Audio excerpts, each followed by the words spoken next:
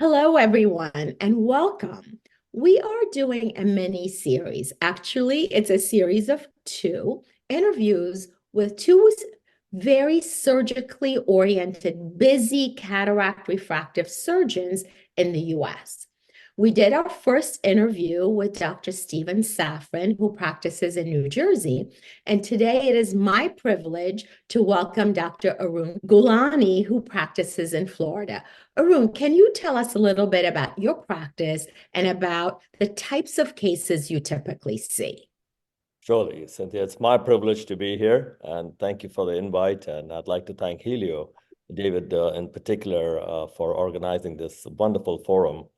My practice, I'm an ophthalmologist, and my practice is very geared towards second opinion and complication management. A lot of patients who've undergone premium cataract or laser refractive techniques and have had less than optimal outcomes, quantitatively or qualitatively. And that becomes a challenge, but it's become a drive and passion to help these patients. Wonderful. So today we are going to focus on the role of refraction. Is it a lost art? Where does refraction fit into a busy ophthalmologist practice like yours, Dr. Gulani? So my first question to you is, I have visited you at your incredibly beautiful practice. You have every sophisticated diagnostic tool available to us. You have it in your practice. Therefore, where does refraction fit in, and why do you even need it? So 30 years ago, I made this statement, Cynthia. I said, a refractive surgeon must know how to refract. Period, drop like everything. Very, very important point. And where it becomes important is refraction engages you in the most important and direct correlate to vision. You see, even topography never correlates to vision. If I put up a topography map, you can't tell me the vision of the patient. Similarly, if I give you the vision, you can't tell me the topography of that patient. So to me, the only factor that you can actually correlate to vision is refraction. So this has been such an fantastic passion that with all the technology, as you mentioned, we have all of these, including your Penacams, the nitrates, and numerous measuring devices, OPD, everything. I still refract every patient who lands. And as you know, my patients come from all over the world, and they're sometimes shocked to see me refracting them myself. And sometimes for half an hour, 1 hour, I keep them waiting 2 hours, not waiting. I'm refracting them throughout because many a times, number one, I find that their vision potential was just not even looked at. Just someone saw their topography saying 15 diopter astigmatism and didn't even venture to help them. Or they've had a complication somewhere and they felt nothing can be done, the doctor or the patient. And when you refract them, I called it gold. I'm looking for my gold, my vision potential for that patient. Once I find the potential, I tell the patient, now I'm on the line because I have to perform. You already have the vision. Now I have to perform. If you don't get that vision, I failed. So by that, you're making yourself accountable. Then, if you see and we'll put up these videos later when Helio will provide the link, even today, as I refracted patients from all over the world who had landed, while I'm refracting them, I get to see their reaction. Like today, there was a patient who had 25 diopter astigmatism, a LASIK complication from the West Coast. She was flown in. And she was just told, that's it, 2200 vision, no way out, hard contacts. As I'm refracting, I see the reflex, I move, I worked on it, 2040. Now, while I'm doing that, I'm listening also to a very profound answer, not a, okay, no. Yes, doc, yes, OZDVK. I said, yes, now read it backwards. Boom, boom, boom. So that's strength. I listen to the sound.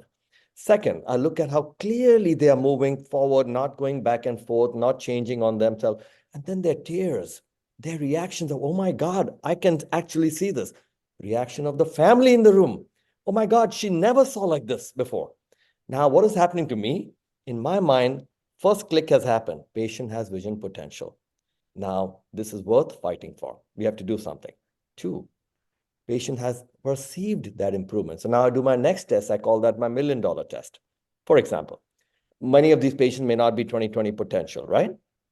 But to come from count fingers to 20/40 refractive, I make them see with and without the refraction I put in, and they go, doctor, this is 100 on 10. I ask for 10 on 10. Now I know, boom, perceptively, this is important to them. So I explained to them, even though you've had 16 surgeries and you've been flown to me from, let's say, Italy yesterday, but you have potential and you're perceiving 10 on 10 at 2040. Even if I use all my talent and experience, and because of a low predictability, you land at 8 on 10. Is that worth it, Mr. Smith or Mrs. Smith? Doctor, that'd be amazing. It'd be life-changing. Boom. That's my answer. Ethically, I can proceed. So even though they're not 2020, ethically, I've explained to myself and them, this is the reason I'm proceeding. Even though you're not 2020, in many cases they are, I can perform this surgery and you're perceiving that as an improvement. So the information I get when I'm refracting personally, manually, we even have digital refractions and, TRS system and stuff that staff uses. Manually, I get to see the brain, the patient's disposition, the perception, the improvement, and for me, the final most important ethical reason that I will say yes to surgery. So all that I got from refraction, you cannot get from all machines, which are summating and robotic. And even though they're so sophisticated, they give me data points. But refracting, especially streak retinoscope, as you know, you can even pick up subtle early keratoconus, irregularities in the cornea, lens changes. So it is vital that doctors are very aware of streak retinoscopy, and then tuning it, and then patient perception. I think that gives a tremendous data point. And in fact, Cynthia, I tell doctors who train with me to this point, because I train attitude, as you know, right? Love the patient care. I tell them, even if you bring me a patient who has a dagger stuck in their eyeball, I want a one-page report why you could not refract them. So it's, in a way, I'm training attitude that I don't care how difficult the situation looks. That's why the slides I had prepared was, I'm showing them patients with 40 caught RK. I'm showing them patients who've had complete corneal scarring, herpetic, but I refract them through that. So that intensity has to be there. And we've been rewarded so many times. I call it addiction. Therefore, I say, you cannot bring me a patient where I will not refract and show you an endpoint. And only then do you become a marvelous surgeon, because we'll talk about these things later, that refraction makes you accountable.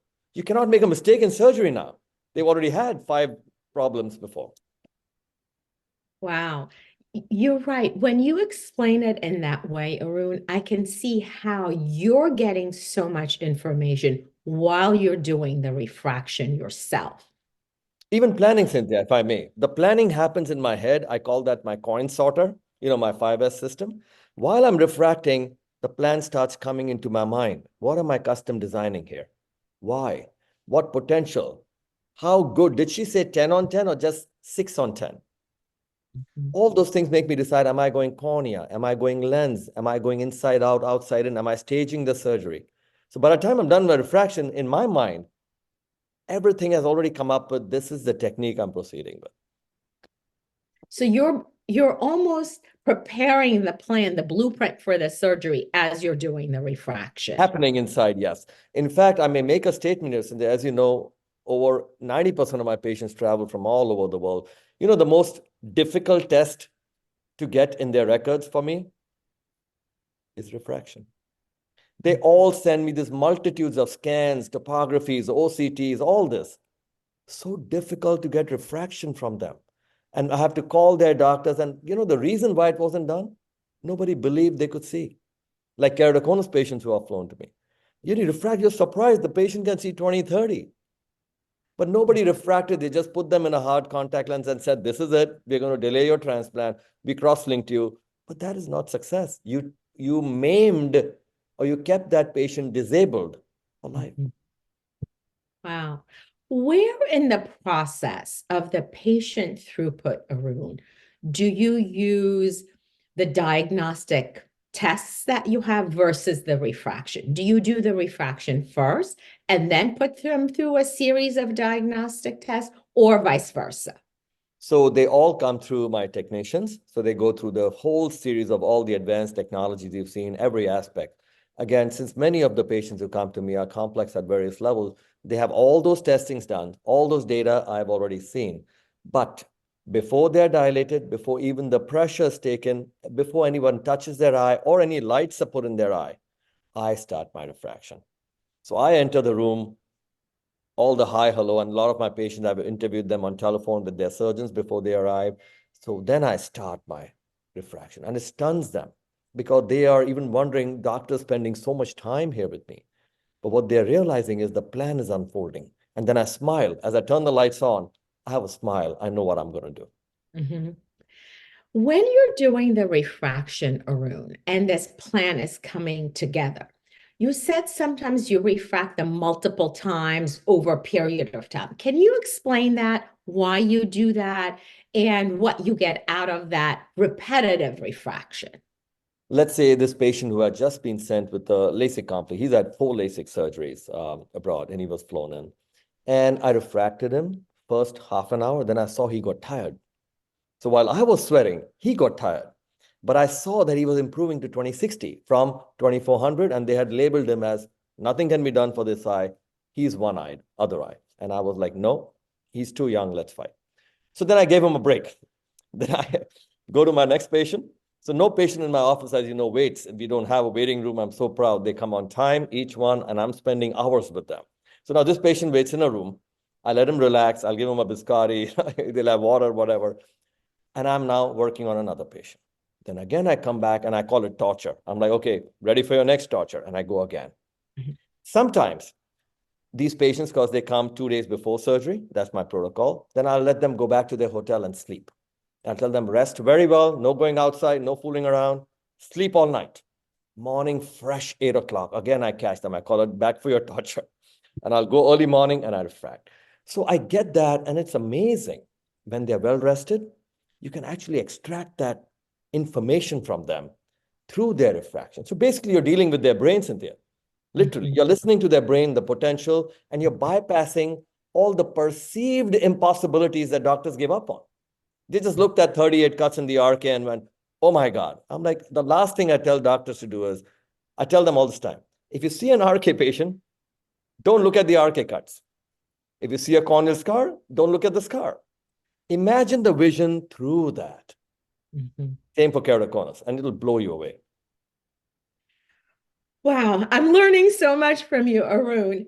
When you're doing your refraction, let's say you bring them back or you give them a biscotti, they rest, they come back. How do you justify the time spent with your patients for one surgical procedure? How does the ROI, return on your time invested, balance? I don't think about time or money when I'm with my patients. So that's the odd part about me. I love them and I really do the smile. It stuns them. They think they're coming, they've been referred to the world's this famous whatever surgeon. They think they'll see me for a second. They're stunned that I've spent hours. Sometimes I'll share my lunch with them. So I'm just in love. I lose myself and I go there. Now, talking practically, how does this correlate? Um, I don't have, as you know, in my office, we don't advertise. We don't have a marketing team, nothing. We don't have people who sell or say what are called closers, nobody. So when people come to study my practice, business schools have come, they noted that we have 100% conversion. I never realized that other doctors have an issue converting patients. So in my case, everybody who walks in blows up, they want to sign off. So maybe that's, if you're looking at from ROI, everybody's becomes a patient. Second, thank God I've never had to retreat a patient. So I have no patient coming back going, doctor, this didn't work, that didn't work. And again, I'm human, please. I tell them all, no guarantees, but I've never had to retreat anyone. Third, again, blessed with the fact that no one's lost their eye. I look at that as tremendous ROI. That one time I do surgery, it's done with such intensity, like my fashion designing. It's custom tailored to that patient, and I'm invested in them. So I look at it that way. I zone in, and refraction gets me tied into them like a waltz. It's one unit. Wow, what an incredible analogy. Well, that's fantastic. The next thing there'll be a ballroom in your office space and doing like, waltz training or tango or something. Well, we have time for one more question, Arun, before we have to, finish this interview, although I'm sure we could talk about this for hours. Why do you approach the corneal and lens-based complexities with a quote refractive mindset instead of a therapeutic mindset? I truly believe every eye surgery, even retina surgery, should be focused on vision, not just anatomical correlates. So refractive mindset, Cynthia, is my way of making all of us accountable. If we call something therapeutic, please correct me if I'm wrong, your patient expectation goes down and the doctor's desire also goes down. I don't like that concept in surgery. I want the doctors to fight at the highest level, and I want the patient's expectation not to be falsely raised, but high. Why not? We are performers. Why should we lower the bar and take an excuse as a failure? So these are all my other philosophies. I don't believe in plan B, fight all the way. But my concept here is always refractive thought process. And actually, there's a case I prepared, which we can share in the link later from Helio. So here's the patient sit there. If you have time, I'll go through quickly. A patient was sent to me. He's a pilot, underwent premium cataract surgery. It was a keratoconus case. They realized they made a mistake. Patient landed at 2200 vision, hyperopic, stigmatism, obviously high case, keratometry, anterior corneal scarring. And on top of that, they did a YAG capsulotomy. Now, patient was sent all over the country. And what did every surgeon say? We can take off that lens because that's a mistake. And we'll stitch a lens, we'll glue a lens, we'll do this technique, that technique, vitrectomy. None of the doctors were wrong. But what did they miss here? They missed the fact that the patient could be 20/20. That part is what I'm hammering into our colleagues for 30 years. If you think vision, you'll get sensitized. You won't do the barbaric surgery that you show in the videos, getting the vitreous, stitching lenses, getting blood everywhere to fool. I mean, I don't like that. Get me 20/20 vision with the patient dancing in your arms. So what did I do for this patient? So he's hyperopic, stigmatism, high keratometry, anterior corneal scarring, obviously keratoconus, and PC is open. Now, my principles of corneoplastic, how do I do the least intervention artistically with brief topical drops in a memorable surgical way and bring the patient to 20/20? So the only one surgery that will get me there is myopic laser ablation. It'll decrease the case, remove the anterior scarring, get me emetropia, right? Everything. But the patient's hyperopic. So I call this going to Paris, but via Iceland. So what I did here to the patient, I said, listen, now he was angry at his doctor who had, he was flown in here, literally a pending lawsuit. Now, when I talk like this, all the doctors who were visiting me were waiting for me to show surgical skills and all that. I said, let's think here. We don't want to cause any more damage. I want 20/20, sensitive. So I said, the one surgery I want is myopic, but he's hyperopic. So he now gets involved with this. Doctor, how will you make me myopic? Now he lost his anger. He's become part of my team. He's my cheerleader now. Now, what do I do, Cynthia? Again, I plan. I put a piggyback lens inside the eye. His keratoconus has a deep chamber. PC is open. I didn't damage his surgeon's surgery. 3-minute surgery, topical, brief, boom. Patient's happy. I put a piggyback lens, actually spoil his vision, right? I make him 2200 now. So I took him to Iceland. It's cold and horrible. He's waiting to see the Louvre. Now I wait 3 months till he's stable. I measure. Now I'm perfect. I have my myopic astigmatism ready. Now I do laser surface ablation. 20/10 vision. So he's landed in Paris. What does he remember? 2 surgeries, 3 to 4 minutes each apart. Duration, topical, 3 months apart.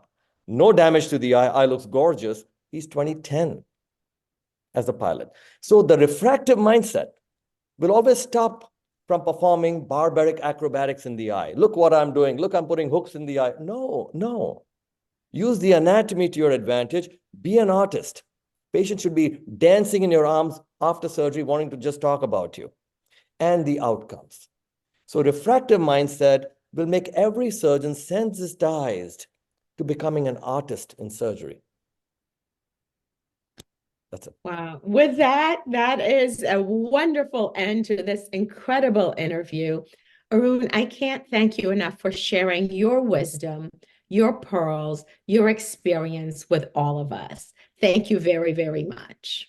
Thank you, Cynthia, again for being here, and thank you for the invite, and what a pleasure to be here with you.